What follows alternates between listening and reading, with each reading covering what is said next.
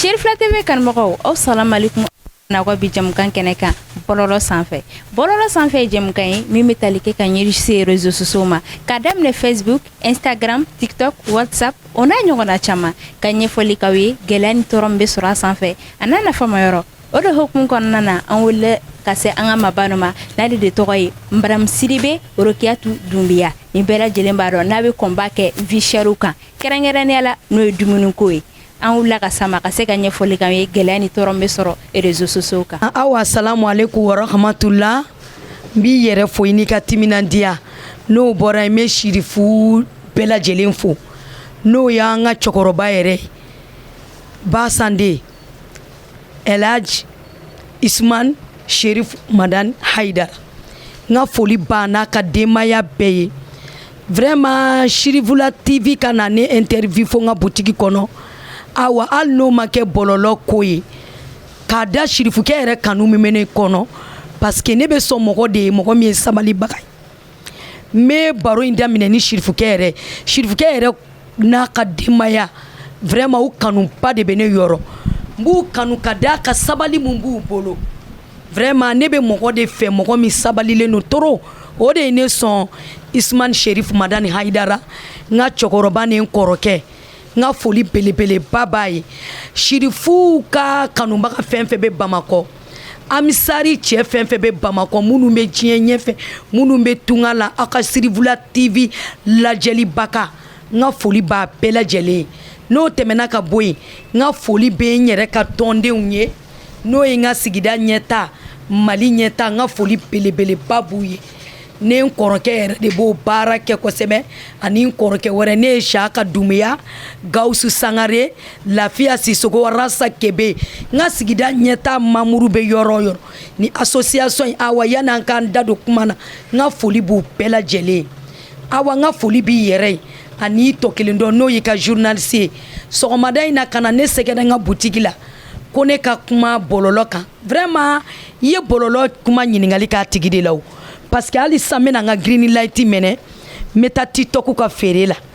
awa merci. Gɛlɛya ni nafa min bɛ sɔrɔ an ka réseaux sociaux kan. Gɛlɛya mun bɛ réseaux sociaux kan gɛlɛya min bɛ nɔgɔya min bɛ réseaux sociaux kan i ye question kumaba fila de di awa a bɛ komi diɲɛlatigɛ diɲɛ ni mɔgɔ min ye sira ɲuman ta c'est toi-même qui bénéficie mɔgɔ o mɔgɔ n'i ye sira ɲuman ta awa e b'a nafa bɔ sɛnɛkɛla n'i ye ɲɔsi ɲuman da a bɛ falen ni ɲuman de ye réseaux sociaux bɛ ten de mɔgɔ minnu bɛ réseaux sociaux ka faneni baneni na olu fana b'o nafa de sɔrɔ awa mɔgɔ minnu réseaux sociaux filɛ tu bénéficies des choses i bɛ fɛn fila de nafa sɔrɔ awa tu gagnes million devant i sigilen climatiseur kɔnɔ i bɛ million de sɔrɔ réseau kan ka sɔrɔ i ma sigi n'an y'a daminɛ TikTok la mɔgɔ min ye TikTok créé denmisɛnnin fitinin hali a ma san 35 bɔ chinois den de don a sigiyɔrɔ bɛnnen don Guanju de ma i y'a faamu chinois den de don dɛ mais tellement a ye réseau a ye TikTok créé ko in ɲan'a bolo awa par jour les petits gagnent centaines de milliards de dollars mun y'a d'a ma réseaux sociaux nata tɛ yan mɔgɔ minnu fɛnɛ ma n'i ta kɛ banni ye réseaux sociaux kan awa a bɛ bila i kabila kɔnɔ n'i ye cɛ de ye e bɛna muso furu a bɛna fɔ ko ni muso cɛ de tun bɛ TikTok kɔnɔ faneni baneni na nin den in fa de tun bɛ TikTok kɔnɔ faneni baneni na dans ce cas c'est deux choses intérêt i ka don a kɔnɔ ni ɲuman ye par exemple alhamdulilayi ne filɛ TikTok kan awa ne bɛ base ɲanama feere TikTok kan diɲɛ bɛɛ ye ne dɔn bi Mali dɔrɔn tɛ diɲɛ bɛɛ parce que n'i ye live sigi diɲɛ bɛɛ de b'i lajɛ minute kelen kɔnɔ si tu as des 1000 vies o 1000 personnes bɛ diɲɛ dugu bɛɛ la dɔ bɛ Chine dɔ bɛ Angola dɔ bɛ Congo Brazza dɔ bɛ Pointe Noire dɔ bɛ France dɔ bɛ Angleterre dɔ bɛ Espagne dɔ bɛ Belgique nin bɛɛ de b'i suit dɔ bɛ Sénégal dɔ bɛ Guinée lajinɛkaw bɛ ne wele lomɛkaw diɲɛ bɛɛ de bɛ ne wele wa awa diɲɛ bɛɛ de bɛ bazɛn san ne bolo bi alhamdulilahi rabbil alamina ala ni TikTok sababu mais TikTok nana sɔrɔ ne ka butigi bɛ suguba la yan ne bɛ feere kɛ suguba la plus de 30 ans mais diɲɛ technologie évolué len don bi kow bɛɛ de kɛra internet ye o de la n bɛ mun fɔ jeunesse ye il faut profiter a y'aw profiter réseau la ni bonne ni ɲumanya ye réseau kɔnɔ ni ɲumana ye mɔgɔ bi wolo togo min saya bi kɛ saya don dɔ la awa ne bi ban pewu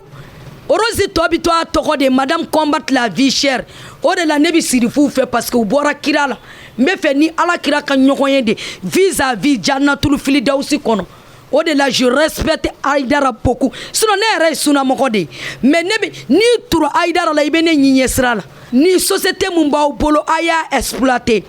hali ni wari fitini ne b'i bolo a ta i kana suguba kɔnɔ yan i kana marchandise dɔɔni ta i ka tɛ dɔɔni ɲini a la réseau sociaux kan mais ne tora réseau sociaux kan faneni baneni na wallahi i bɔnɛna diɲɛ na awa i bɔnɛna lahara wa mɔgɔ bɔnɛ ne ye maa min ye awa i sera ala ma ni seli ye i sera ala ma ni jaka ye i sera ala ma ni sun ye ala tɛ mɔgɔ ka hakɛ to mɔgɔ la dɛ a b'a puruti la k'a di awa ma parce que awa i ye awa neni ka sɔrɔ a ma s'i ma parce que i ye worokiya neni ka sɔrɔ a ma s'i ma i ye lafiya sisogo neni ka sɔrɔ a ma s'i ma awa ne bɛ sira fɛn fɛn diɲɛ kɔnɔ o ye hakɛ de ye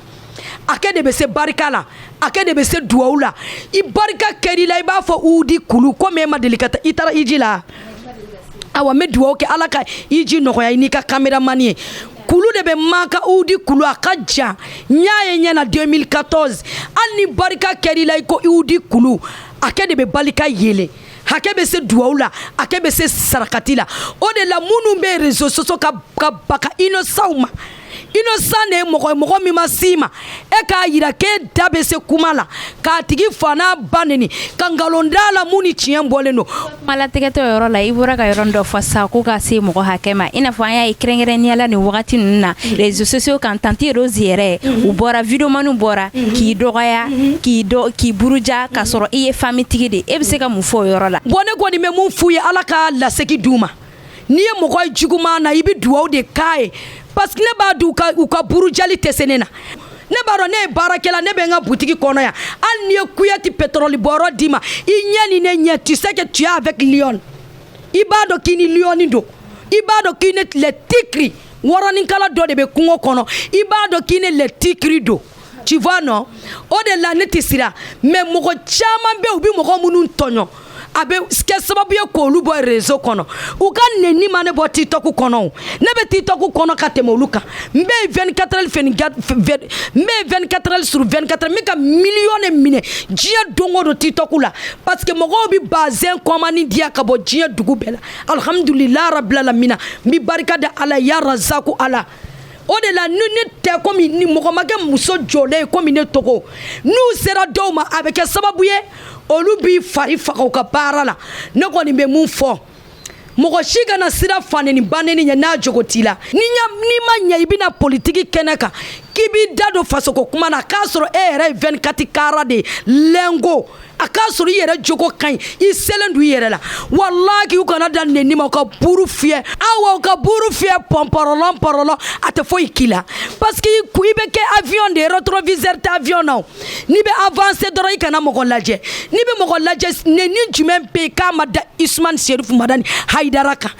Haidara nenna jama mun bɛ amisari bolo bi a ti maa bolo a jari ye o amisari ka ca a man ja ye o amisari ka ca mun y'a di Haidara ma sabali sinon jama bɛ cɛkɔrɔba bolo dɛ n'a ko k'a b'a ka jama na wuli sisan yɔrɔw bi vivre mais a y'i se to a ye ka sabali o de ka di ne ye maa o maa ni se b'i ye sabali dɔrɔn ala de bɛ sankɔrɔta di mɔgɔ ma o sinon videomaniw tɛ se ka mɔgɔ si ka dakan tiɲɛ u tɛ se k'u ka neni tɛ foyi kɛ mɔgɔ la et puis en plus neni u bɛ neni min kɛ n ko gɛnbalo de don wa n'i ye maa ma ba neni a bɛ segin i yɛrɛ ma n'i ye maa ma fa neni cɛ dɔ de ye wolo muso dɔ de y'i wolo bilaki a bɛ segin i yɛrɛ ma mɔgɔw kana neni filɛ foyi ye a kɔntine aw ka baara fɛ u mɛn neni na u tɛna tɛmɛ une semaine kan après eux-mêmes ils vont fatiguer u bɛ sɛgɛn n'u sɛgɛnna u bɛ n'u reposer o e tɛ continuer a n'u ye mun neni dɔrɔn k'u n'u kungo to ɲɔgɔn na a t'i bali k'i ka baara kɛ o ne tɛ nin ye n ka vie chère kɛlɛ la malo ka gɛlɛ sogo ka gɛlɛ Bamakɔ nɔgɔlen don yɔrɔ bɛɛ ɲama poubelle gouvernement ka taa nin poubelle cɛ ka bɔ an da la vraiment on dormait avec les poubelles réveille avec les poubelles an bɛ fɛ de an bɛ jɛya de ko hali ni wari t'an bolo ka dumuni san an ka jɛya kɔni. Tante Rose e bɛ se ka ladilikan mun di an balakaw ma kɛrɛnkɛrɛnnenya npogotigininw bɛ TikTok sanfɛ. ne m'o de f'u ye sa wa dɔ bɔra o ko la dɛ bi doni ko nunu TikTok kono bogotigini bebe kata garanti buguli ta angoro kana fere do be kata banoni ta do be kana ni meshe bebe kika entreprise ni booster quoi tu vois non bébé qui ka entreprise booster bogotigi nu ngoni alhamdulillah o be bara la TikTok kono mais abe ala deli ali pi munu be se safine glana munu be se kata warni fitini bi ko tu peux aller à Lomé achète les sacs et saucir ibe se kata Lomé kata sakini ni saucir ni ndosa kanika société entreprise ni ndaele ibi TikTok kenaye ika société be booster. Tu vois non ne ko be mu fo malien musouye malien tchew an profiter TikTok la chinois fene do mokote fe mbankuma do e ka milliards chama bois kono yana ko ka tien on a des problèmes vie chère an profiter an kelenge fly TikTok kono munu mi don gansa na TikTok kono uka doin bla uka ta urja levuru nunsa kam puturu nunsa ka fere malien peki profiter réseau la ibe se ka milliards soro kito climatiseur koro ibe se ka millions soro kasoro imata yoro la fo ita di mogo mani réseau tawa anga bo réseau miki maki kono ana donkolonke anga sebeke réseau kono ka wari nyini wari kurate ine koro le ne bika du suno ate ba bolo kuma te ka di zonzama wari ten wari kele no crise de bi barakelo de be wari soro bi ka millions yina tu travail ni ma barake tu n'es pas avec nous. Ok, tante Rosanga jamuka makase akunchera ma. Kuma dafa kuma jmeme bulu. Bon, kuma dafa kuma mbembolo awa vraiment mbi yere fo. Vrai ne be barakela fe ko mi togode. Ala ki nyogonaw chama me sirifula konontu don. Ala ka ko sirifula télé, ala ka société tanye. Ala ka barika do sirifuke na deuna. Ali biba sande nga foli belebele babaye sabali mba bolo ala ka chama faraka ala de be moko wasa moko mi sabali bakay ala ka nan wasa ni Muhammadu Rasulullah bonyay ala ka demaya tafanga dama ademusoni do be vraiment koka dinye ndogomso do kumbe okun akun koka do e kosebe Aïchata Doumbouya a demuso dobe ko nafi nga foli belebele babaye ana koro na baw uka muso fɛn fɛn bɛ shirifu fɛ n ka foli b'a ye n bɛ fɛ ala ka Aïdara ka sabali ɲɔgɔn di yan mais ne ka teli Aïdara dun man teli ne ta ye n'a kɛra n na dɔrɔn n bɛ n ka girini layiti wele mais Aïdara dun tɛ mɔgɔ jaabi n ka foli belebeleba bɛ sirifuw ye vraiment ala ka barika don sirifula tele la ala k'a tɛmɛ nin kan a yiriwalen don dɛ ya rabi ala k'a yiriwa ka diɲɛ bɛɛ k'aw fɔ nin diyara n ye an b'a fɔ assalamu alaikum wa rahmatulah wa barakatu. Chérifula TV kanumɔgɔw nin kun ye madame Sidibe Rokiatou Doumbouya an bolo kɔrɔ Tata Rose ni bɛɛ lajɛlen b'a dɔn TikTok sanfɛla la a ye combat caman kɛ kɛrɛnkɛrɛnnenya la n'o ye dumuniko problème ye problème fɛn fɛn bɛ an ka société kɔnɔ an y'a dɔn n'o de ye TikTok sanfɛla la nka a ye gɛlɛya ni nafa caman sɔrɔ TikTok sanfɛla la aw yɛrɛ y'a ye sisan a bɔra ka walawala caman kan ye an b'a fɔ aw kan mɛn waati wɛrɛ nin kɛnɛ kelen sanfɛ ka kunnafoni n'a jɛlen na sɛnsɛko ɲuman k'o di a bɛɛ lajɛlen ma ala ka hakilina ɲuman d'a ma halisa aw kan mɛn k'aw bilasira ni nin video kunkurunin ye. Musokana wa folen do.